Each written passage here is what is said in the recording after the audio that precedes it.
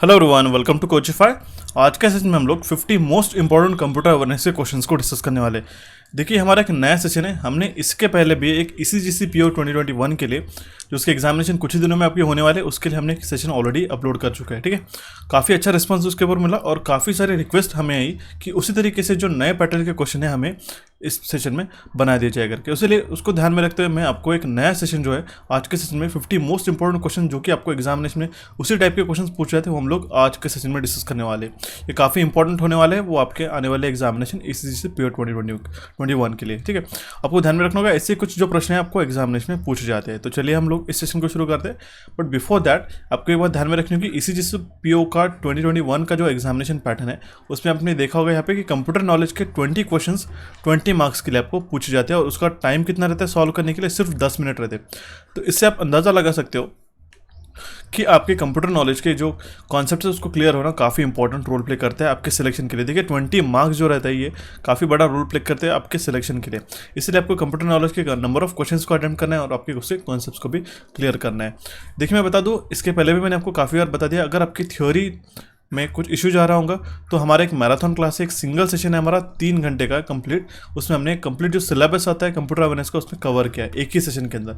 उसी को ध्यान में रखते हैं हमारे जो सेकंड लेफ्ट आउट जो टॉपिक थे, जैसे कि माइक्रोसॉफ्ट ऑफिस हो गया, shortcut keys, file extension, computer abbreviation, हमने ये दूसरे सेशन में भी अपलोड करा दिया। ऐसे ये जो थ्योरी के सेशन है फर्स्ट और सेकंड, ये आपको जाके देखने होंगे, काफ़ी इंपॉर्टेंट है।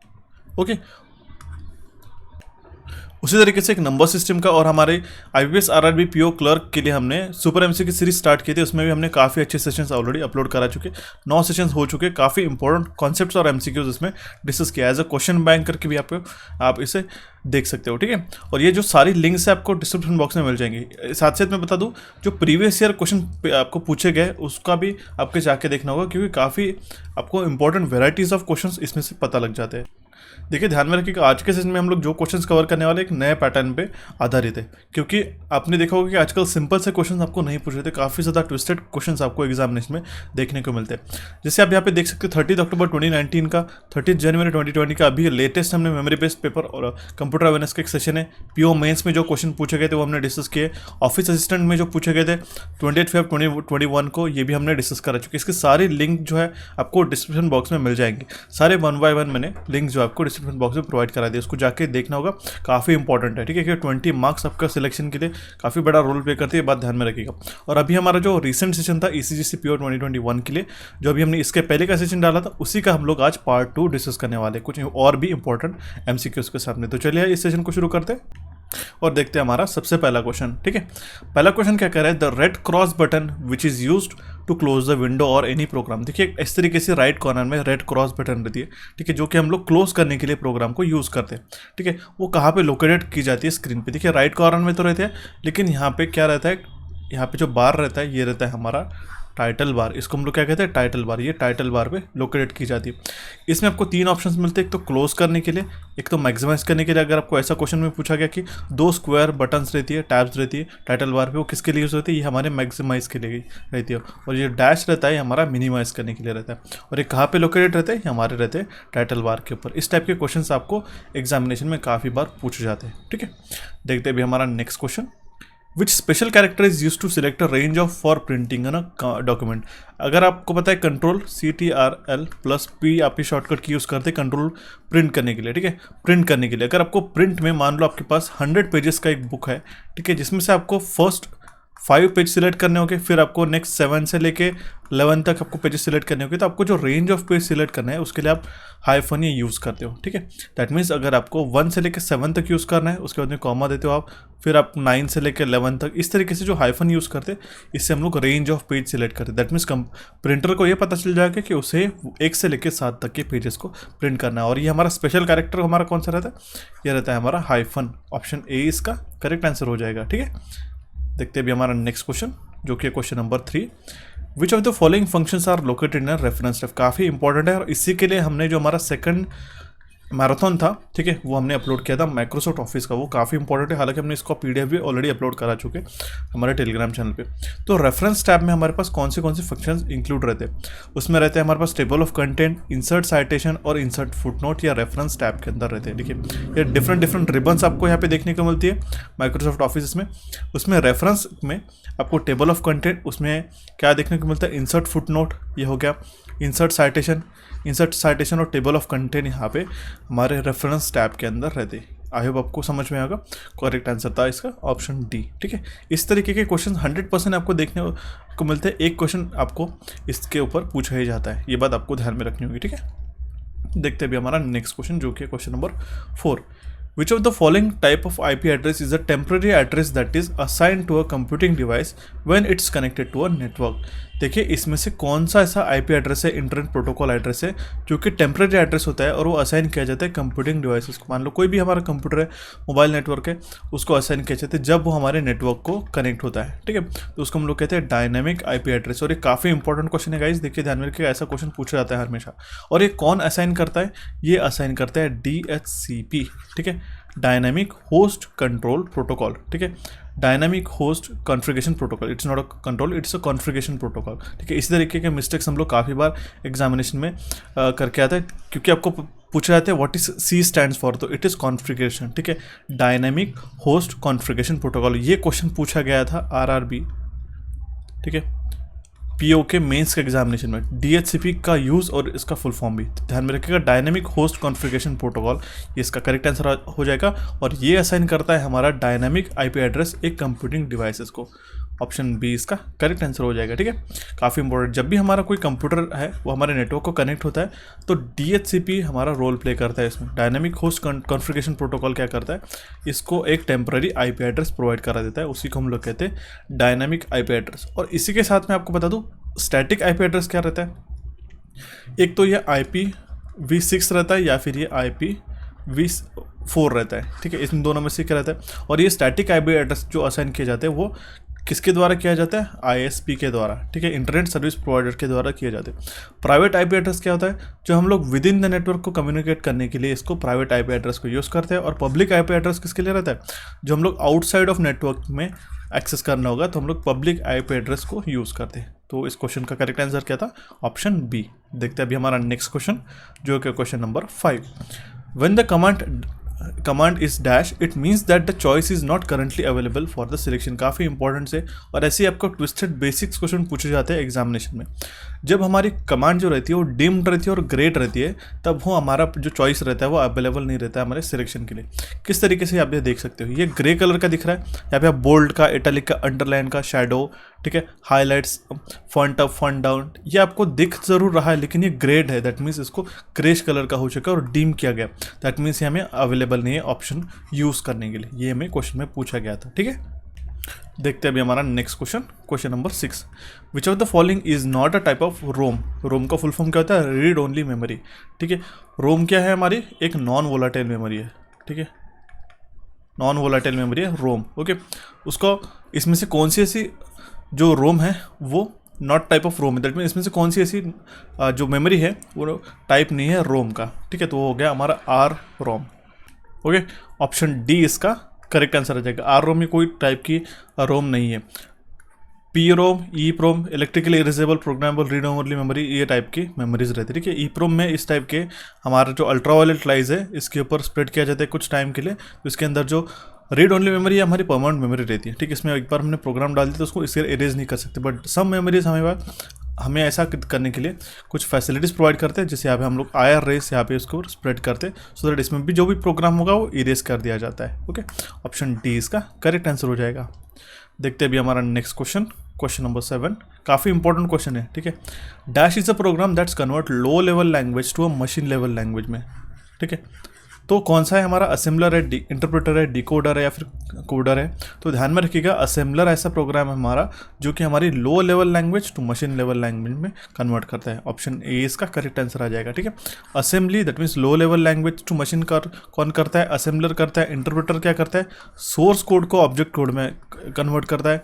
कंपाइलर क्या करता है, सोर्स कोड को एज अ वोल ट्रांसलेट करता है into object code in a single go, ठीक है, ये हो गया हमारा कंपाइलर। ये तीनों भी आपको ध्यान में रखने के एग्जामिनेशन में इसमें से एक क्वेश्चन हमेशा पूछा जाता है। ठीक है, नेक्स्ट क्वेश्चन है हमारा, cut copy paste are the tool of which group in the MS word. MS word में कट कॉपी पेस्ट जो है वो टूल है कौन से ग्रुप में रहते हैं? फ्रंट, एडिटिंग, क्लिपबोर्ड, अरेंज या फिर टेक्स्ट। तो ये रहता है हमारे क्लिपबोर्ड के अंदर। आप यहाँ पे जब भी MS वर्ड ओपन करोगे तो यहाँ पे क्लिपबोर्ड जो ग्रुप रहता है उसके अंदर हमारे पास में कट कॉपी पेस्ट की सिंबल रहती है। हो गया कट कॉपी, हो रही हो गया पेस्ट, और ये फॉर्मेट प्रिंटर का यहाँ पे सिंबल भी गिवन है। ठीक है, इसका करेक्ट आंसर आ जाएगा ऑप्शन सी। देखते हैं भी हमारा next question, question number 9, which protocol in internet is used for transferring the mail. Mail को ट्रांसफ़र करने के लिए कौन सा प्रोटोकॉल हम लोग यूज़ करते हैं? तो उसको हम लोग यूज़ करते हैं SMTP। SMTP का फुल फॉर्म आपको पता होना चाहिए, simple mail transfer protocol. Simple mail transfer protocol इसका फुल फॉर्म हो जाता है। ठीक है, देखते हैं अभी हमारा next question, question number 10, every IPv4 address is broken down into dash octet. ऐसा क्वेश्चन पूछे जाने की काफ़ी ज़्यादा चांसेस है, हमें ऐसे लग रहा है, क्योंकि देखिए ध्यान में रखिए IPv4 एड्रेस कितने उसकी साइज़ कितनी रहती है? ये हमारा 32 बिट का रहता है, मैंने आपको काफ़ी बार बताया था। और IPv6 अगर पूछा जाए तो हमारा रहता है 128 का, लास्ट टाइम ही मैंने आपको बताया था। अब IPv4 एड्रेस को कितने ऑक्टेट में ब्रेक किया जाता है? तो उसको हम लोग 4 ऑक्टेट में ब्रेक करते हैं। ठीक है, ऑप्शन ए इसका करेक्ट आंसर आ जाएगा। देखिए पहले इसमें क्या रहता है, नेटवर्क पार्ट रहता है, और दूसरे इसमें होस्ट पार्ट रहता है। जैसे 123.129, ठीक है, 50.65, ठीक है। तो जो फर्स्ट ये ऑक्टेट है, ठीक है, 0 यहाँ पे आता है, इंक्लूड होता है। ये तो हो गया हमारा नेटवर्क पार्ट, और ये हो गया हमारा होस्ट पार्ट। इसको हमारे 4 इसमें ऑक्टेट में डिवाइड किया जाता है। ठीक है, ऑप्शन इसका ए करेक्ट आंसर आ जाएगा। ठीक है, काफ़ी इंपॉर्टेंट है। नेक्स्ट क्वेश्चन है हमारा question number 11, the 3 main parts of a mail in the compose window are. Okay, जो 3 मेन पार्ट रहते हैं हमारे कंपोज विंडो में वो रहते हैं हमारे टू, सब्जेक्ट और बॉडी। ऑप्शन सी इसका करेक्ट आंसर है। टू दैट मीन्स यहाँ पे आता है रिसिपिएंट, ठीक है, यहाँ पे आता है सब्जेक्ट, और यहाँ पे आता है हमारा टेक्स्ट बॉडी। ठीक है, तो ये इसको हम लोग कहते हैं बॉडी, ये हो गया हमारा सब्जेक्ट, और ये हमारा to. CC that means carbon copy, BCC मतलब ब्लाइंड कार्बन कॉपी। अगर रिसिपिएंट्स को नहीं पता करना है एक दूसरे को तो BCC में हम लोग इंसर्ट करते हैं, और CC that means carbon copy. सब लोगों को पता चल जाता है कितने रिसिपिएंट्स है इसके। ठीक है, तो ये हमारे कंपोज विंडो में ये सारी चीज़ें इंक्लूडेड रहती है। नेक्स्ट क्वेश्चन है हमारा question number 12, the speed of a laser printer is measured in. Speed कितनी रहती है लेजर प्रिंटर के? कैरेक्टर पर मिनट करके बताना, गलत हो जाएगा। ठीक है, ये रहता है हमारा पेजेस पर मिनट। ऑप्शन डी इसका करेक्ट आंसर रहता है। ये हो गया हमारा लेजर प्रिंटर। इसके अंदर एक ड्रम रहता है, और लेजर पॉइंट टेक्नोलॉजी के द्वारा हम लोग इसके ऊपर प्रिंट करते हैं। ठीक है, जैसे पेपर ट्रे में जाता है, यहाँ पे रोलर रहता है, और इसमें पाउडर फॉर्म में कार्बन रहता है। ठीक है, यह होता है हमारा लेज़र प्रिंटर। काफ़ी इफिशिएंट हमारा प्रिंटिंग कॉस्ट इसके ऊपर आती है हालांकि। ठीक है, आपने इस तरीके के ऑफिसेस में देखे होंगे जो ब्लैक एंड व्हाइट रहते हैं, these are basically laser printer. Okay, और उसका स्पीड रहती है पेजेस पर मिनट।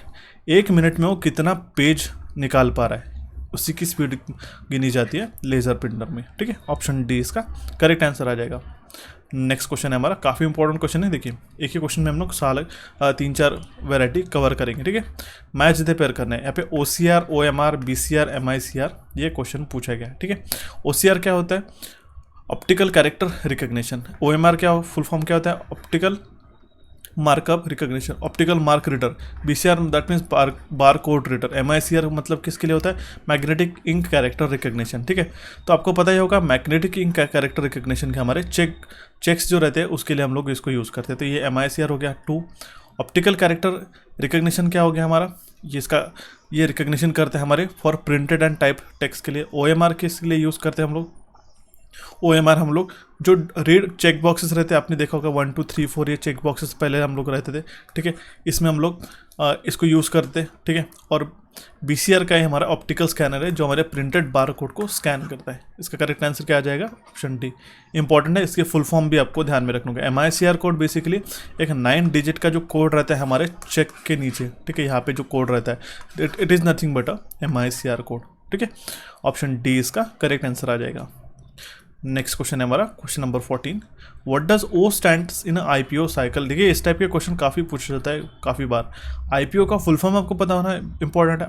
आउटपुट का फुल फॉर्म होता है इनपुट प्रोसेसिंग आउटपुट। तो O क्या हो गया? आउटपुट। ऑप्शन ए इसका करेक्ट आंसर रहेगा। देखिए आपको हमको काफ़ी बार ऐसा लगता है कि ऑपरेशन होगा, ऑपरेटिंग होगा, इस टाइप के ऑप्शन हम लोग टिक करके आ सकते हैं, ठीक है, बट आउटपुट ही इसका करेक्ट आंसर आ जाएगा, ठीक है, ओ का, ठीक है, ऑप्शन ए इसका करेक्ट आंसर आ जाएगा। और कंप्यूटर वर्क करता है आईपीओ साइकिल पे, ये बात आपको ध्यान में रखनी होगी। Scroll bar is present on, हम लोग जल्दबाजी में इसको क्या करेंगे, right side of the screen mark करके आ जाएंगे और हमें लगेगा कि हमारा आंसर करेक्ट है। जो आपको पता होगा स्क्रॉल बार को हम लोग स्क्रॉल करते हैं, बट ऐसा गलत हो जाएगा, ध्यान में रखिएगा। इस टाइप के कंफ्यूजिंग से क्वेश्चन आपको एग्जामिनेशन में पूछे जाते हैं। स्क्रॉल बार आपका एक तो राइट साइड में भी रहता है और बॉटम में भी रहता है, तो करेक्ट आंसर का आपका क्या हो जाएगा, ऑप्शन ई। देखिए यहाँ पे बॉटम में भी रहता है हॉरिजॉन्टल स्क्रॉलिंग के लिए, और वर्टिकल में भी रहता है। वर्टिकल किसके लिए काम आता है, हम लोग को पेज अप या डाउन करने के लिए। हॉरिजॉन्टल किसके लिए काम आता है, लेफ्ट या राइट जाने के लिए, ठीक है, ऑप्शन ई इसका करेक्ट आंसर आ जाएगा। देखिए मैं जो पॉसिबिलिटीज़ होती है जहाँ पे आप गलत कर कह सकते हो, मैं उसके ऊपर ज़्यादा एम्फेसिस करता हूँ instead of making multiple question. देखिए 500 क्वेश्चंस का एक सेशन में आपको बना के दे सकता हूँ, लेकिन इस 500 क्वेश्चंस को कॉन्सेप्ट्स अगर आपको जीरो माइंड में जा रहे हैं तो उसका सेशन का कोई भी मीनिंग नहीं रहता। इंस्टेड मैं आपको 50 क्वेश्चंस का प्लस इसमें 100 कॉन्सेप्ट बताऊँ, जिससे आपको एग्जामिनेशन में काफ़ी बार मदद मिलती है। इसीलिए ध्यान में रखिएगा, नंबर ऑफ क्वेश्चंस के बदले आपको कॉन्सेप्ट भी उतने ही स्ट्रॉन्ग रखने, और आपका जो प्रैक्टिकल अप्रोच रहता है कंप्यूटर के टाइम, ऑपरेटिंग के टाइम, ये बात आप ध्यान में रखिएगा। कोई भी अगर आपको क्वेश्चन आता है एग्जामिनेशन में, उसको सबसे पहले अच्छे से पढ़िएगा। काफ़ी बार मिस्टेक्स जो होती है हमारी, हम लोग को क्वेश्चन ना पढ़ने के कारण ही होती है, ये बात आपको ध्यान में रखिएगा। छोटी छोटी सिलेक्शंस के ऐसे छोटे पॉइंट्स रहते हैं, एक्यूरेसी और क्वेश्चन को अच्छी तरीके से पढ़ना, ये हमें सिलेक्शन दिलाते हैं, ध्यान में रखिएगा। ओके, स्क्रॉल बार कहाँ रहता है फिर, वर्टिकली और हॉरिजॉन्टल दोनों जगह पे। नेक्स्ट क्वेश्चन है हमारा क्वेश्चन नंबर 16। ये क्वेश्चन काफ़ी बार पूछा जाता है, जितना टाइम हमें रिक्वायर्ड रहता है फेच करने के लिए, दैट मीन्स रीड करने के लिए एक इंस्ट्रक्शन को और उसको एग्जीक्यूट करने के लिए, ठीक है, एक मशीन इंस्ट्रक्शन को, तो उसको हम लोग क्या कहते हैं, सीपीयू साइकिल। ऑप्शन डी इसका करेक्ट आंसर आ जाएगा। दैट मीन्स जो सीपीयू साइकिल रहती है वो हमारी फेचिंग और एग्जीक्यूशन का जो रहता है इंस्ट्रक्शन का, उसके बीच का जो टाइम रहता है उसको हम लोग कहते हैं सीपीयू साइकिल। ऑप्शन डी इसका करेक्ट आंसर आ जाएगा। देखते हैं अभी हमारा next question, question number 17। The processing of putting a data in a storage location is called. काफ़ी सिंपल सा क्वेश्चन, इसको ध्यान से पढ़िएगा। रीडिंग, कंट्रोलिंग, हैंडशेकिंग या राइटिंग, जो प्रोसेस रहती है हम लोग डेटा को स्टोरेज में डालने की, उसको हम लोग क्या कहते हैं, राइटिंग। ऑप्शन डी इसका करेक्ट आंसर आ जाएगा, ठीक है। देखते हैं अभी हमारा next question, question number 18। A gigabyte equals to all of the following except. That means gigabyte इन सारे इसको रिलेट करता है एक्सेप्ट, ऐसा कौन सा नहीं गीगाबाइट का इक्वेट नहीं कर पाएंगे, तो वो इसका करेक्ट आंसर आ जाएगा 1 बिलियन किलोबाइट। ये एक्सेप्शन है इसमें, ठीक है। वो वन गीगाबाइट मतलब कितना होता है, 1000 मेगाबाइट भी होता है, मिलियन किलोबाइट भी होता है। मिलियन दैट मीन्स कितने, 060, ठीक है। देखिए मिलियन दैट मीन्स 1 गीगाबाइट मतलब यहाँ तक क्या हो गया हमारा MB, ठीक है, आपको पता ही है। 1 गीगाबाइट मतलब कितना हो जाएगा, ठीक है, 1000 MB, और 1000 MB मतलब कितना होता है, 1000 KB, तो मतलब 1 किलोबाइट भी हो गया, करेक्ट। मिलियन किलोबाइट, ठीक है, ये एक्सेप्ट, दैट मीन्स ये बिलियन बोला है तो यहाँ पे बिलियन नहीं है, बिलियन में 9 zeros रहते हैं, यहाँ पे मिलियन रहता तो हमारा ये भी करेक्ट रहता था। मिलियन किलोबाइट ये भी हमारा करेक्ट है। Thousands of terabyte, 1000 into TB, ठीक है, तो टेराबाइट में कितना रहता है, 1000 GB रहता है, ठीक है। 1000 से 1000 कैंसिल, दैट मीन्स 1 गीगाबाइट आ गया, तो ऑल आर करेक्ट। ये तो ऑप्शन में नहीं है, तो ऑप्शन बी इसका करेक्ट आंसर आ गया। मेमोरी यूनिट पे ऐसे क्वेश्चंस आपको क्वेश्चन में पेपर में पूछे जाते हैं, ध्यान में रखिएगा। ओके, आपको बिलियन पूछा तो 9 zeros रहना, 10⁻⁹, और मिलियन पूछा तो 10⁻⁶, ये आपको यूनिट्स कुछ ध्यान में रखना होगा, ठीक है। नेक्स्ट क्वेश्चन है हमारा question number 19। Which is the example of half duplex system. मैंने लास्ट टाइम में आपको बताया था, हाफ डुप्लेक्स सिस्टम में क्या होता है, 1 पर्सन एट ए टाइम बात कर पाता है, ठीक है। हाफ डुप्लेक्स सिस्टम का बेस्ट एग्जांपल है हमारा वॉकी टॉकी। वॉकी टॉकी में क्या होता है, एक पर्सन पुश करके बात करता है, आगे वाला पर्सन जो रहता है वो उसको सुनता है, नेक्स्ट टाइम वो स्पीक करता है तो हम लोग सुनते हैं, ठीक है। ये हो गया हमारा हाफ डुप्लेक्स सिस्टम का। ऑप्शन ए इसका करेक्ट आंसर आ जाएगा। Question number 20। Which format of email address is correct. इसमें से कौन सा ईमेल एड्रेस का फॉर्मेट करेक्ट है, पूछा गया क्वेश्चन है, तो ध्यान में रखिएगा। xyz@website.com, ठीक है, आपका ये यूज़र नेम हो गया और ये वेबसाइट होगी, ठीक है। ऑप्शन सी इसका करेक्ट आंसर, क्योंकि यहाँ पे XYZ पर्सन का नाम लिखता है @gmail.com। ये आपको बेसिक से अप्रोच के क्वेश्चन पूछे जाते हैं। विच of the following is not an operating system. इसमें से कौन सी ऐसी ऑपरेटिंग सिस्टम नहीं है, तो DOS, लिनक्स और विंडोज़ और एंड्रॉयड हमारी OS है, ठीक है, Oracle is not a operating system, it is a language. Okay, option B इसका करेक्ट आंसर आ जाएगा। नेक्स्ट क्वेश्चन हम लोग देखते हैं, what is the base of a hexadecimal number. आपको लास्ट टाइम ही मैंने बताया था हेक्साडेसिमल नंबर सिस्टम का जो बेस होता है हमारा 16, ठीक है।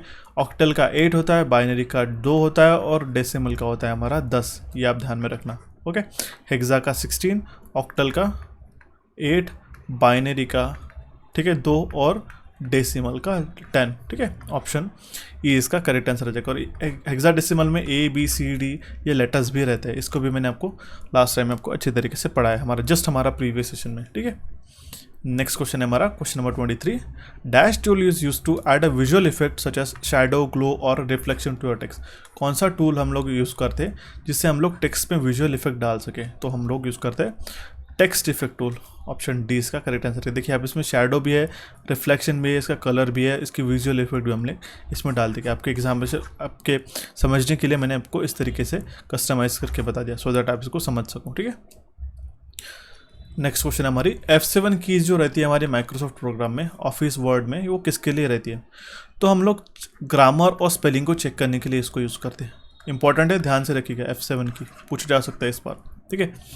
तो अगर रीनेम करना रहा तो हम लोग फंक्शन की F2 प्रेस करते हैं रीनेमिंग के लिए, ठीक है। अगर F1 की प्रेस किया तो हमारा जो होता है वो सर्च के लिए आता है, वो हेल्प के लिए आता है, ठीक है। और अगर आपको शिफ्ट प्लस F7 प्रेस किया तो हम लोग चूज़ करते थेसॉरस को, ठीक है। तो इसका करेक्ट आंसर क्या आ जाएगा, option B, which is checking the spelling and grammar. Next question is question number 25, a micro processor is the brain of computer and it is also called as. एक micro processor हमारे brain of computer है और उसको हम लोग क्या कहते हैं, माइक्रोचिप भी कहते हैं। ऑप्शन ए इसका करेक्ट आंसर आ जाएगा। ई इन एमपेक स्टैंड फॉर, ई जो है वो एमपेक में क्या स्टैंड करते हैं। उसके पहले तो आपको एमपेक का फुल फॉर्म पता करना होगा, ये है इसका मूविंग पिक्चर एक्सपर्ट्स ग्रुप, ठीक है। ऑप्शन बी इसका करेक्ट आंसर आएगा, मूविंग पिक्चर एक्सपर्ट्स ग्रुप, ये इसका करेक्ट आंसर आ जाएगा। देखते भी हमारा next question, question number 27, the amount of time it takes for requested information to be delivered from disk and memory is. ठीक है, इस टाइम को क्या कहते हैं, इसको हम लोग कहते हैं एक्सेस टाइम। एक्सेस टाइम ही हमारा टाइम रहता है जो हमारे टाइम रहता है जिसको हम लोग कहते हैं it is for a requested information to be delivered from disk and memory.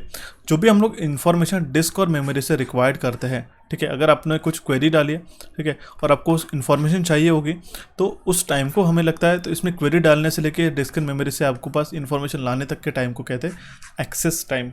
Option A इसका करेक्ट आंसर आ जाएगा। ठीक है, प्रोसेसिंग टाइम, डिले टाइम काफ़ी बार हम लोग को कन्फ्यूजन क्रिएट करते हैं, तो ध्यान में रखिएगा एक्सेस टाइम इसका करेक्ट आंसर आ जाएगा। एक पर्सन ने मान लो यहाँ पे क्वेरी डाली है कुछ फाइल के लिए, ठीक है, वो मेमोरी से आने तक आपको जितना टाइम लगता है उसको हम लोग कहते हैं एक्सेस टाइम। ठीक है, the illegal copying of a software और other creative work is called as phishing, wormware, hacking या फिर पायरेसी। जो आपने काफ़ी बार देखा होगा कि जो बुक्स रहते हैं हम लोग कॉपी करके एक दूसरे को सर्कुलेट करते हैं, उसको हम लोग कहते हैं पायरेसी। ठीक है, वो पायरेसी होती है और इलीगल कॉपिंग होती है एक सॉफ्टवेयर की या फिर क्रिएटिव वर्क की।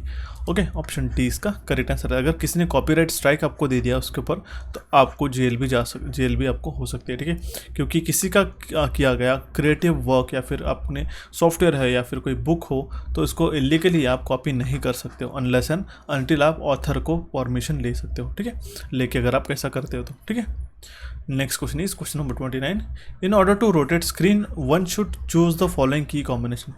अगर आपको रोटेट करना होगा स्क्रीन को तो आप क्या करेंगे, देखिए आप विंडोज़ को रोटेट करने के लिए control alt plus arrow keys का हम लोग इसको इस्तेमाल करके रोटेट कर सकते हैं।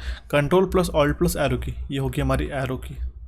ठीक है, इसका यूज़ करके आपको स्क्रीन को रोटेट कर सकते हैं। ठीक है, ऑप्शन डी इसका करेक्ट आंसर आ जाएगा। ये कुछ एक्सेप्शनल क्वेश्चन्स आपको मैं पढ़ा रहा हूँ कि जो आने के चांसेस काफ़ी ज़्यादा रहते हैं। ठीक है, इसलिए ध्यान से आपको इसको समझना होगा। A signal which take on the daily only discrete set of values is known as. जो सिग्नल है, ठीक है, जो कि हमारा सिर्फ डिस्क्रीट सेट ऑफ सिग्नल्स लेता है तो उसको हम लोग क्या कहते हैं, डिजिटल। ही हो गया हमारा डिजिटल सिग्नल। ये सिर्फ जीरो, डिस्क्रीट मतलब जीरो या फिर वन, ठीक है, ये लेता है तो ये हो गया हमारा डिजिटल सिग्नल। एनालॉग कुछ इस तरीके से रहता है। ठीक है, स्पाइक दैट मीन्स कुछ इस तरीके से हो गया, स्पाइक्स हो गया। ओके, ऑप्शन बी इसका करेक्ट आंसर आ जाएगा। What is the full form of CMOS. देखिए सीमॉस टेक्नोलॉजी हमारे सेल बैटरीज में भी रहती है। ठीक है, सीमॉस बैटरीज हम लोग जिसमें यूज़ करते हैं, इस टाइप के आपका कॉइन आपने देखा कभी कभी मदरबोर्ड पे देखा होगा, छोटा सा सेल रहता है, वो सीमॉस टेक्नोलॉजी पे रहती है। अब इसका फुल फॉर्म क्या है? फुल फॉर्म है इसका complementary metal oxide semiconductor. Option B इसका करेक्ट आंसर हो जाएगा, complementary metal oxide semiconductor. Next question हमारा question number 32। Which of the following scramble a message by applying a secret code. इसमें से कौन सी ऐसी टेक्निक है जो हमारे मैसेज को स्क्रैम्बल करती है? जैसे आपको यहाँ पे कोची फाइल का, इसको कुछ तरीके *A1BD इस तरीके से आपको स्क्रैम्बल कर देगा, उसको हम लोग कहते हैं इंक्रिप्शन करना। ठीक है, ऑप्शन ए इसका करेक्ट आंसर आ जाएगा। ठीक है, उसको स्क्रैम्बलिंग करते, जिसका मतलब होता है इंक्रिप्शन करना, ताकि आगे वाला कोई दूसरा उसको अनऑथराइज्ड की तरीके से उसको पढ़ ना पाए। ठीक है, ऑप्शन ए इसका करेक्ट आंसर आ जाएगा। Next question is question number 33।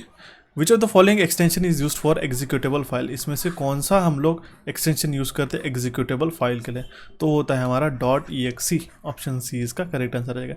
.xml XML file के लिए, बाइनरी फाइल के लिए .bin, exe के लिए एग्जीक्यूटेबल, .dat के लिए डेटा फाइल। ठीक है, ये इंपॉर्टेंट होगा। इसके एक्सटेंशन अगर आपको अच्छी तरीके से पढ़ने होगा तो एक PDF मैंने ऑलरेडी अपलोड करा दिए, उसको आप जाके टेलीग्राम चैनल से आप डाउनलोड कर सकते हो और उसको जाके देख सकते हो। ठीक है, देखते हैं अभी हमारा नेक्स्ट क्वेश्चन काफ़ी इंपॉर्टेंट है। देखिए, EULA is a legal agreement between software producer and a user.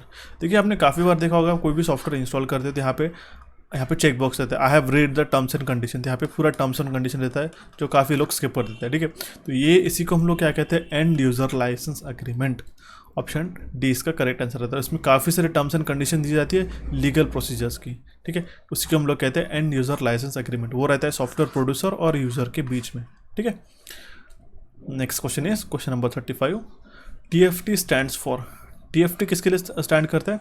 Thin film transistors के लिए। ऑप्शन बी इसका करेक्ट आंसर है। ये हमारे डिस्प्ले टेक्नोलॉजी हम लोग अभी तो हालांकि एमोलेड स्क्रीन को यूज़ करते हैं। ठीक है, सुपर एमोलेड स्क्रीन का यूज़ करते हैं, LCD स्क्रीन का यूज़ करते हैं, और TFT स्क्रीन हम लोग काफ़ी पहले यूज़ करते थे। ठीक है, ऑप्शन बी इसका करेक्ट आंसर आ जाएगा। Next question is question number 36। ये अभी भी रिसेंट क्वेश्चन हमने बनाया है आपके लिए। ऐसा क्वेश्चन पूछे जाने के चांसेस हो सकते हैं। NVMe is a type of hard drive. Hard drive का तो टाइप है, बट लेकिन वो सॉलिड स्टेट ड्राइव का एक टाइप है, ध्यान में रखिएगा। जो सॉलिड स्टेट ड्राइव काफ़ी फास्ट ये ड्राइव रहती है, जिसमें कोई भी मूवेबल पार्ट नहीं रहता। ठीक है, कोई भी मूवेबल पार्ट नहीं रहता, और ये काफ़ी क्विक एक्सेस हमें प्रोड्यूस कराती है आपके कंप्यूटर्स के लिए। अगर आपके पास नॉर्मल हार्ड डिस्क ड्राइव है जिसमें रोटेटिंग डिस्क रहती है, उसके बदले अगर आप कुछ इन्वेस्टमेंट करके इसमें SSD इंस्टॉल करते हो तो आपका जो डेटा रहता है, स्पीड है कंप्यूटर का, काफ़ी फास्ट होता है। और इसी का नेक्स्ट वर्जन आता है NVMe, जिसका फुल फॉर्म है नॉन वोलाटाइल मेमोरी एक्सप्रेस। ठीक है, SSD का फुल फॉर्म क्या हो गया? सॉलिड स्टेट ड्राइव, ध्यान में रखिएगा। NVMe it is a type of SSD। ठीक है, स्पेसिफिकली ऑप्शन बी इसका करेक्ट आंसर आ जाएगा। फ्लॉपी डिस्क तो आजकल कोई यूज़ नहीं करता, उसकी सिर्फ मेमोरी रहती है 1.4 MB के बीच में। ठीक है, आई होप आपको क्वेश्चन समझ में आ रहे होंगे। देखते हैं अभी हमारा next question. Dash are the system program which are responsible for a proper functioning of a device. ये इसमें से कौन सा सिस्टम प्रोग्राम है जो कि हमारे प्रॉपर फंक्शनिंग ऑफ डिवाइसेस के लिए काम में आता है? उसको हम लोग कहते हैं डिवाइस ड्राइवर। ऑप्शन ए इसका करेक्ट आंसर आ गया। ठीक है, देखिए किसके लिए रहता है मैं बता दूं। अगर आपने मान लो कोई प्रिंटर इंस्टॉल किया, प्रिंटर आपने USB के द्वारा कंप्यूटर को लगा दिया, बट लेकिन कंप्यूटर को नहीं पता उसका फंक्शनिंग कैसा होता है, उसको स्कैनिंग कैसा होता है, और उसके प्रिंटिंग में कौन सी कमांड रहती है, तो कुछ ड्राइवर्स हमें CPU में इंस्टॉल करने पड़ते हैं। उसी को हम लोग कहते हैं डिवाइस ड्राइवर, सो दैट हमारा प्रिंटर अच्छी तरीके से वर्क कर सके। ठीक है, next question is question number 38। Microphone is used in the computer senses with signal. जो माइक्रोफोन यूज़ करते हैं, जैसे हम लोग बात कर रहे हैं भी, आप सुन पा रहे होंगे, तो मैं माइक्रोफोन के थ्रू ही मेरी वॉइस आपको सुनाई दे रही है। ठीक है, तो वो हमारी कौन से वाइब्रेशन लेता है? वो हमारे साउंड वाइब्रेशन लेता है। जो भी मैं बोल रहा हूँ अभी, वो in the form of sound vibration ही रहती है। ठीक है, इसमें क्या रहता है? डायफ्राम रहता है, जिसमें हमारे पास कॉइल और फिक्स मैग्नेट रहता है। जिस तरीके से हम लोग बात करते हैं तो कुछ वाइब्रेशंस भी आपको सुनाई दे सकते हैं। तो ये वाइब्रेशंस एक माइक के द्वारा रिकॉर्ड होती है, और यहाँ पे इसका इस तरीके से इसका आउटपुट आपको देखने को मिलता है। आई होप आपका इसका अंडरस्टैंडिंग क्लियर होगा। माइक्रोफोन क्या है हमारा? एक ये इनपुट डिवाइस है, ध्यान में रखिएगा। और साउंड वाइब्रेशन के जो हमारे आवाज़ बोलने का जो वाइब्रेशन रहता है, वो हमारा कन्वर्ट करता है माइक्रोफोन आउटपुट में। ठीक है, ऑप्शन बी इसका करेक्ट आंसर आ जाएगा guys. The dash is device that connects dissimilar network. कौन सा ऐसा डिवाइस है जो दो डिसिमिलर नेटवर्क्स को कनेक्ट करता है, उसको हम लोग कहते हैं गेटवे। ऑप्शन ए इसका करेक्ट आंसर आ जाएगा। उसी के साथ आपको रिपीटर ध्यान में रखना होगा। रिपीटर क्या है हमारा? It is a device that amplifies a signal being a transmitted to a network. मतलब क्या, अगर आपके पास एक घर है, आपने देखा होगा आपके यहाँ पे पास वहाँ पे वाईफाई कनेक्टेड है, ठीक है, ये एक रूम होगी, एक दूसरी रूम होगी, थर्ड रूम, और आपका रूम कहीं यहाँ पे कॉर्नर में, तो यहाँ तक कि इसके सिग्नल्स आपको प्रोड्यूस होने के लिए काफ़ी दिक्कत जाती है, आपके वाईफाई के सिग्नल्स काफ़ी लो आते हैं। तो यहाँ पे आप क्या कर सकते हो, एक रिपीटर आप लगा देते हो, ठीक है, जिसके कारण क्या होता है, इसके जो वाईफाई के सिग्नल्स है आपके एम्पलीफाई हो जाते हैं। यही हमारे रिपीटर का काम क्या करते हैं, ये इसके द्वारा सिग्नल किए गए फिर से रीबूस्ट करके आपको यहाँ तक के स्ट्रॉन्ग सिग्नल आपको मिलते हैं, ताकि आपकी इंटरनेट कनेक्टिविटी फास्ट रह सके। यही हमारा रिपीटर का काम रहता है। राउटर क्या करता है, ये हमारा डिवाइस है जो ब्रिज करता है हमारे डिफरेंट प्रोटोकॉल्स को, ठीक है, और ये हमारे यूज़ करते हैं हम लोग उसको कनेक्ट करने के लिए नेटवर्क को, ठीक है। काफ़ी सिंपल से इसका स्टेटमेंट मैं आपको बता दिया। स्विच क्या है हमारा? एक डिवाइस है that is use to segment network into different sub network. Different sub network में डिवाइड करने के लिए स्विच को हम लोग यूज़ करते हैं, ठीक है।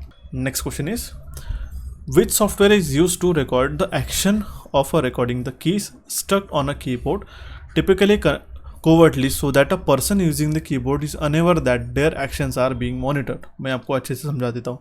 देखिए क्या होता है, आप लोग काफ़ी बार साइबर कैफ़ेज़ में गए होंगे, आपने उनका कीबोर्ड यूज़ किया होगा, ठीक है, बट यू डोंट नो, अगर आपके पास स्क्रीन में कोई देख भी नहीं रहा होगा, तो आप जो भी इसमें टाइप करते हो, ठीक है, जैसे इसमें आप हेलो टाइप करते हो या फिर आपका पासवर्ड टाइप करते हो, तो आप यहाँ पे जो कीज़ रहेंगे उसको प्रेस करोगे, ठीक है।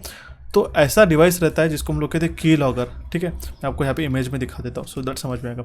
ये होता है हमारा की लॉगर, हार्डवेयर की लॉगर, ठीक है, यहाँ पे देख पा रहे होंगे। ये जो कनेक्शन है, ये देखिए कीबोर्ड का आया हुआ कनेक्शन, यहाँ पे एक छोटा सा ऐसा डिवाइस है कनेक्टेड, उसके द्वारा किया जाता है। दैट मीन्स इसमें क्या रहता है, स्टोर किया जाता है आप जो भी टाइप करते हो, जैसे आपने टाइप किया हेलो HELLO इस कीबोर्ड के द्वारा, तो वो हमारा रिकॉर्ड किया जाता है। उससे आपका ईमेल एड्रेस, मान लो आपने ईमेल एड्रेस डाला आपका बैंकिंग के लिए, ठीक है, नेट बैंकिंग के लिए, उसके बाद में आपने पासवर्ड डाला, जो भी टाइप की जाती है उसको लॉग किया जाता है। तो टेक्स्ट फाइल में जैसे आपने लिखा हेलो, ठीक है, यहाँ पे फिर आपने लिखा ईमेल एड्रेस कुछ लिख दिया, फिर आपने पासवर्ड, ये पूरा टेक्स्ट फाइल में वो कंप्यूटर में सेव हो जाता है। ये इस तरीके का ये की लॉगर रहता है। यही हमारा क्वेश्चन का करेक्ट आंसर आ जाएगा, की लॉगर।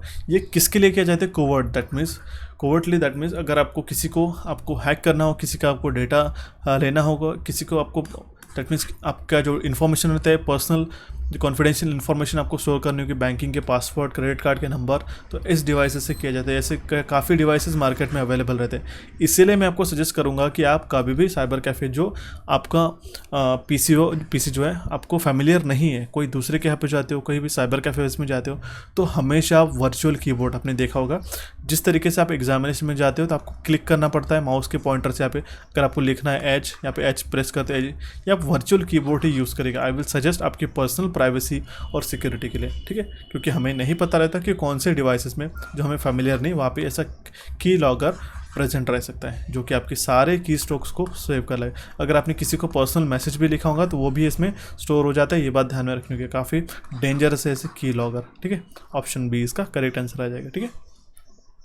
नेक्स्ट क्वेश्चन इज, अगर आप नोटिसेबल भी करते हो, ठीक है, अगर आपको ऐसा कुछ डिवाइस भी देखा होगा, ठीक है, ऐसा कुछ डिवाइस अपने को देखने को मिलता है तो उसको निकाल के फेंकिएगा और आप उसके खिलाफ आप कंप्लेंट रेज कर सकते हो, ठीक है, क्योंकि it is a type of देखिए किसके बीच में से क्रॉस थ्रू होके जा रहा है जो डेटा, तो ये हमारा की लॉगर रहता है, ठीक है। जैसे आपके कीबोर्ड का अगर वायर आया तो ये इस टाइप का अगर आपको डिवाइस मिला दिखा जो ब्रिज हो रहा है, वो हमारा की लॉगर रहता है, ठीक है। ऑप्शन बी इसका करेक्ट आंसर आ जाएगा। तो next question is question number 42, the refresh rate on a monitor is measured on. जो रिफ्रेश रेट रहता है मॉनिटर का, किस में हम लोग मेजर करते हैं, उसको हम लोग मेजर करते हैं हर्ट्ज में, ठीक है। कैसे में रिफ्रेश रेट क्या रहता है, देखिए 4 हर्ट्ज पे ये जो डॉट यहाँ पे पास ऑन हो रहा है आप देख पा रहे होंगे। 12 हर्ट्ज पे आपका डॉटनेस की स्मूथनेस देख पा रहे होंगे। 24 हर्ट्ज का जिस तरीके से हमारा रिफ्रेश रेट बढ़ रहा है, ठीक है, उस तरीके से आप खुद ऑब्जर्व करिए 1 सेकंड के लिए, ठीक है। ये आपको रिफ्रेश रेट क्लियर नहीं दिख रहा है, ये डॉट यहाँ से पास ऑन हो रहा है, ठीक है, ये आपको ज़्यादा क्लियर दे रहा है। दैट मीन्स ये हमारा हर्ट्ज में हम लोग इसको मेजर करते हैं रिफ्रेश रेट में। आपके आजकल फ़ोन्स में जो रहता है वो रिफ्रेश रेट काफ़ी 90 हर्ट्ज के रिफ्रेश रेट वाले डिस्प्ले। दैट मीन्स आपके जो इमेज ट्रांजिशन हो रही है फ्रॉम दिस टू दिस, ये हमारी काफ़ी स्मूदर होती है, उसी को हम लोग मेजर करते हैं हर्ट्ज में। ऑप्शन सी इसका करेक्ट आंसर आ गया। ये हमारे मॉनिटर का या फिर डिस्प्लेस का जो रिफ्रेश रेट रहता है उसको मेजर करने के लिए ये यूनिट यूज़ करते हैं हर्ट्ज का, ठीक है। देखते हैं अभी हमारा नेक्स्ट क्वेश्चन जो कि question number 43, dash is a collection of one or more files that connects flaws in the performance, reliability or a security of a specific software product. ये है हमारा सॉफ्टवेयर पैच। देखिए आपने कोई एक आध सॉफ्टवेयर इंस्टॉल कर दिया, ओएस इंस्टॉल कर दिया, तो उसके बाद में कंपनी टाइम टू टाइम आपको अपडेट देती है, ठीक है, छोटे छोटे पैच। तो कोई पर्टिकुलर ऑपरेशन में आपको एरर आया होगा तो उसी पोर्शन को कंपनी रिप्लेस करा के देती है, ठीक है, उसको अपडेट करा के देती है, उसको हम लोग कहते हैं सॉफ्टवेयर पैच। सी इसका करेक्ट आंसर आ जाएगा, ठीक है। नेक्स्ट क्वेश्चन है हमारा question number 44। In a laser printer printing is achieved by deflecting laser beam on the dash surface of a drum. तो उसको हम लोग कहते हैं कौन से सरफेस पर रहता है, उसको हम लोग कहते हैं फोटो सेंसिटिव ड्रम। ये हमारा फोटो सेंसिटिव ड्रम रहता है जिसके हम लोग लेज़र प्रिंटर के द्वारा, यहाँ पे मिरर रहता है, उसको आपको पास ऑन करना रहता है, ठीक है, इमिट करना रहता है, उसके द्वारा एक फोटो सेंसिटिव ड्रम के द्वारा हमारे जो पेज के ऊपर है वो प्रिंटिंग हो जाती है लेज़र में, ठीक है। पेजेस पर मिनट उसका यूनिट भी है, ठीक है, वो आपको मैंने इसके पहले भी बताया। ऑप्शन सी इसका करेक्ट आंसर आ जाएगा। Next question is question number 45। File compression works by removing dash from a file. File compression किसके ऊपर काम करता है? देखिए आपने देखा होगा जिप फाइल्स रहते हैं, तो हमारा जो रिमूव करता है सिस्टम डेटा को। फाइल कॉम्प्रेशन क्या करता है, जो रिडंडेंट रिपीटेटिव फाइल्स रहती है, ठीक है, उसको हमको कॉम्प्रेस कर देता है, ठीक है। मान लो 4 गीगाबाइट्स की फाइल है, उसको कॉम्प्रेस करते हैं तो 3 गीगाबाइट में जो रिडंडेंट फाइल्स है उसको हम लोग कॉम्प्रेस करते हैं। तो ये बेसिकली हम लोग क्या कर रहे हैं, स्पेस को कम करने के लिए इसको यूज़ करते हैं। हमारे पास 50% टू 90% का जो स्पेस का रिडक्शन हो जाता है इसके फाइल कॉम्प्रेशन के द्वारा। ऑप्शन डी इसका करेक्ट आंसर आ जाएगा। देखिए आपने कुछ इस तरीके से फाइल्स देखे होंगे कंप्यूटर में, ये होती है हमारी जिप फाइल्स, ठीक है, विनरार फाइल्स जिसको हम लोग कहते हैं। ये क्या करते हैं, फाइल को कॉम्प्रेस कर सकते हैं सो दैट हम लोग जगह बचा सके, ठीक है, मेमोरी को बचा सके, और ये हमारे नेटवर्क में काफ़ी बार यूज़ होता है, ठीक है। Next question is question number 46। Unwanted messages send by email और कॉल। काफ़ी बार मैंने आपको बताया था जो अनवांटेड मैसेजेस रहते हैं हमारे कौन से फोल्डर में आते हैं, स्पैम फोल्डर में। ऑप्शन बी इसका करेक्ट आंसर आ जाएगा। इस तरीके से आप यहाँ पे देख सकते हो, ठीक है। So next question is question number 47. Which of the following search engine bot continuously sends out that starts a homepage of a server and pursues all links stepwise? इसमें से कौन सा ऐसा सर्च इंजन बॉट है जो continuously data को send करता है और होम पेज के जो डेटा है उसको रिट्राइव करता है, ठीक है, उसके लिंक्स को रिट्राइव करता है, उसको हम लोग कहते हैं स्पाइडर। वेरी इंपॉर्टेंट क्वेश्चन, ठीक है। देखिए इसमें क्या होता है, वो हमारे पेजेस को कॉपी करके रखता है। एक मान लो पेज ओपन कर दिया आपने, ठीक है, जिसको आपको बार बार रिपीटेटिव देखने की ज़रूरत है, तो ये स्पाइडर से क्या करते हैं, उसके लिंक बाय लिंक आपकी कॉपी करता है और हमें डिस्प्ले कराता है, ठीक है। ऑप्शन ए इसका करेक्ट आंसर आ जाएगा। Next question is question number 48। How many binary numbers are created with 8 bit 2⁻⁸? कितने नंबर क्रिएट किए जाते हैं? तो वो किए जाते हैं हमारे 256 नंबर क्रिएट किए जाते हैं। और इसमें कौन से नंबर्स आते हैं, 0 से लेकर 255, दोनों में कंफ्यूज नहीं होने चाहिए। कितने नंबर क्रिएट कर जाते हैं तो 256, और कितने नंबर्स के बीच में क्रिएट हो जाते हैं वो आते हैं हमारे 0 से लेकर 255 तक हम लोग क्रिएट कर सकते हैं। दैट मीन्स 1 2 3 4 4 5 6 1 2 3 4 5 6 7 8 ऐसा 8 from 0 0 0 0 8 times 0 to the base 2 से लेके 8 टाइम्स ऑफ 1। दैट मीन्स ये बाइनरी नंबर में आपको मैं नंबर बता रहा हूँ, ठीक है। 0 0 8 times 0 to the base 2, that means binary number to the 8 times 1 to the base 2, ठीक है। ये इतने हम लोग क्रिएट कर पाएंगे 8 बिट के साथ द्वारा, ठीक है। तो इसमें नंबर्स कितने रहते हैं, 256 नंबर रहते हैं, और कहाँ से कहाँ तक रखते हैं, 0 से लेकर 255 तक इसमें नंबर रहते हैं, ठीक है। ऑप्शन डी इसका करेक्ट आंसर आ जाएगा। Next question is which of the following storage devices can store a maximum amount of data? इसमें से कौन सा स्टोरेज डिवाइस मैक्सिमम डेटा को स्टोर कर सकता है? तो है हमारा हार्ड ड्राइव। ऑप्शन बी इसका करेक्ट आंसर आ जाएगा, ठीक है। हार्ड ड्राइव में हम लोग मैक्सिमम डेटा को स्टोर कर सकते हैं। Next question is question number 50। Dash is any device such as a PC, printer और another server which request services और रिसोर्सेज फ्रॉम द सर्वर। देखिए हम क्या हो गए, हम हो गए क्लाइंट। हम क्या रिक्वेस्ट करते हैं, कोई सर्विसेज की पीसी पे। अगर हम लोग इस नेटवर्क पे कनेक्टेड है, ठीक है, तो हम लोग इस नेटवर्क पे क्या रिक्वेस्ट करेंगे, कुछ पीसी को ऑपरेट करना है, प्रिंटर को ऑपरेट करना है, ठीक है, या फिर सर्वर को ऑपरेट करना है, तो हम लोग को क्या, उसको क्या कहते हैं, क्लाइंट। ये एक हमारा डिवाइस है, हमारे पास में कंप्यूटर है, हमने नेटवर्क को कनेक्ट किया, हमने कुछ रिक्वेस्ट की, तो हम क्या हो गए, क्लाइंट। ओके, ऑप्शन सी इसका करेक्ट आंसर आ गया। तो ये थे गाइस कुछ important 20 questions for your upcoming examination ECG CPO। I hope आपको सेशन समझ में आएगा। सेशन को आपको दोस्तों के साथ शेयर करना होगा। आपको हमारे टेलीग्राम चैनल Kuchify_official को ज्वाइन करना होगा पीडीएफ्स के लिए। अगर आपको कोई भी दिक्कत आती है तो हमें कमेंट बॉक्स में कमेंट करेगा। नए सेशंस को देखने के लिए यहाँ पे आप क्लिक करके देख सकते हो, और साथ साथ आपको सब्सक्राइब करने के लिए यहाँ पे आप क्लिक करके हमें सब्सक्राइब कर सकते हो। So guys, for the next time I will see you and have a nice day.